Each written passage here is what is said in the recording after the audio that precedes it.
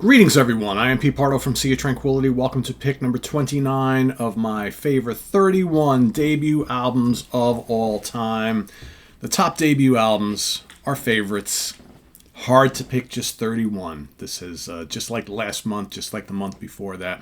I'm making these assignments really, really difficult, aren't I? Today, we're going to take a look at one of the great debut albums of all time. This is like one of those albums that I grew up with.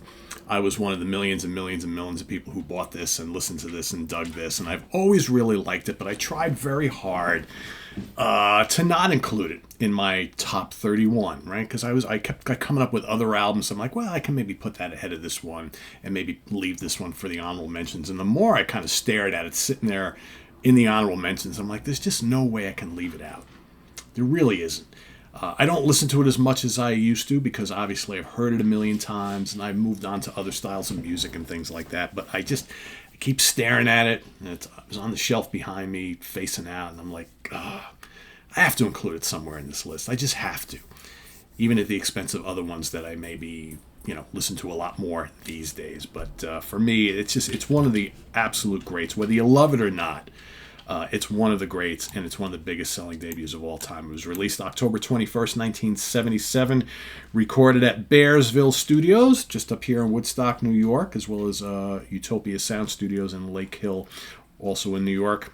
Also some stuff done at the Hit Factory in New York City and House of Music in West Orange, New Jersey, right? Produced by Todd Rundgren for Epic Records. That's right, I'm talking about the one that started it all. Bad Outta Hell by Meatloaf. Oh, look at that. Gary, I got to replace that. Look at that crack. You could tell I've had this CD for a long, long, long, long time.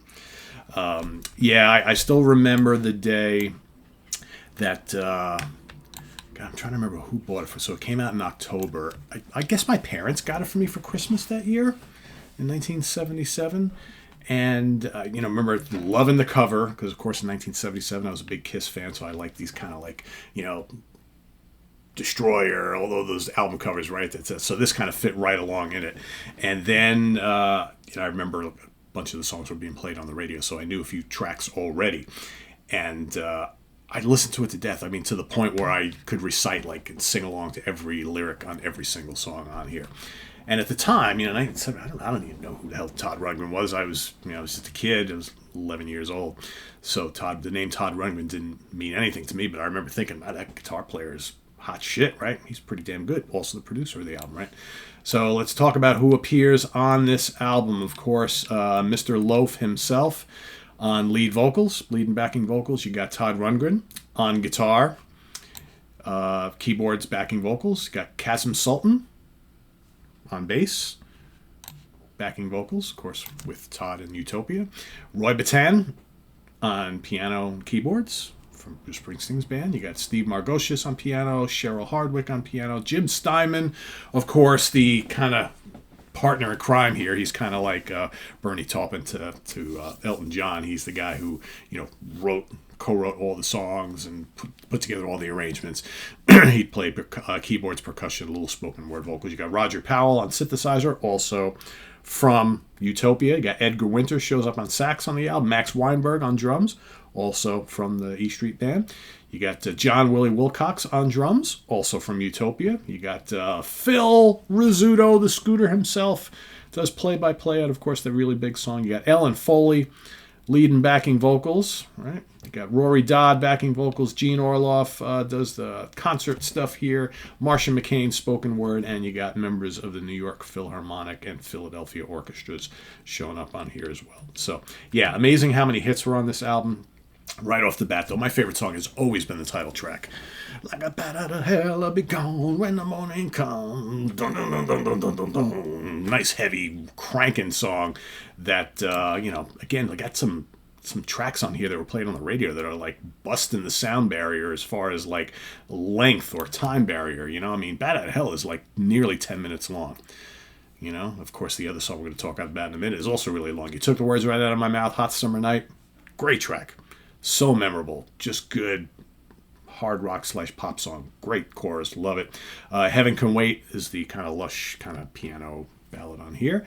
And then you got the fast-paced rocker all revved up with No Place to Go. I used to play side one constantly. Over on side 2, you got 2 Out of 3 Ain't Bad, another ballad, very emotional song, but again, so memorable. Paradise by the Dashboard Light, 8 minutes and change, right? 3-part epic, the big hit on the album. Played constantly, right? Just they did a video for it as well. Fun song. I never really need to hear it again, but it's a fun song. And then, of course, the big kind of orchestral climax for Crying Out Loud, which is a great vocal performance from Meatloaf. Meatloaf's vocals on here are great. From this time period, you can't really touch him. Even I think he's fantastic on Ted Nugent's Free For All as well. Just so good. Imagine, we've talked about it before. Imagine if Meatloaf stayed as lead singer for Ted Nugent. Interesting, right? For Crying Out Loud is also about 9 minutes long. So 46 minutes for this album. Awesome stuff. Awesome stuff. Yeah. So let's take a look at the singles released from the album, of which there were many.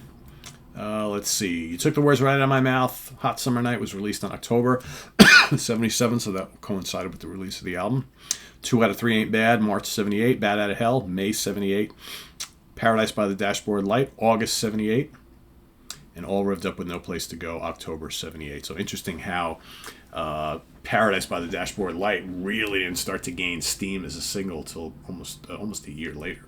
Right, just goes to show you how long this album was kind of percolating in the charts. It was a little slow build, and all of a sudden, boom, that was it. So let's see, charts and things. Australian charts, number 1. Canada, number 5. Dutch charts, number 1. Germany, number 11. New Zealand, number 1. Swedish charts, number 13. UK charts, number 9.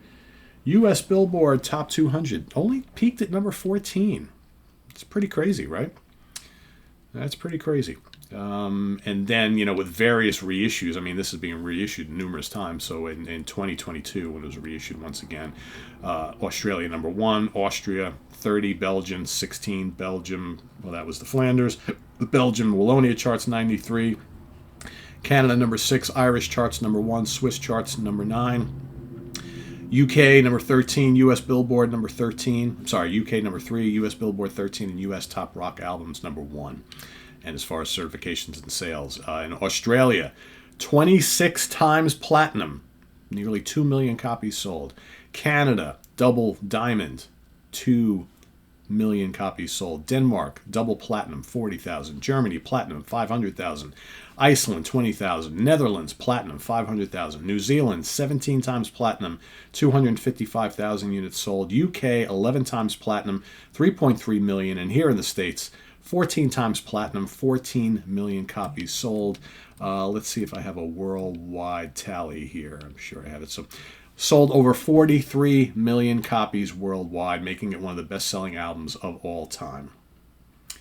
Yeah, I mean, this was a big one.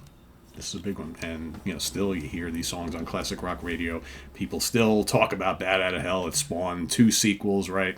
Something about the Bad Out of Hell name, right? Just kind of really resonated with people, and then.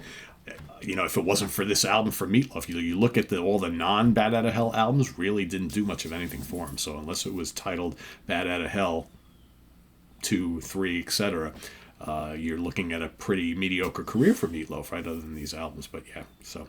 And of course, the pairing with Jim Steinman was absolutely key. Absolutely key.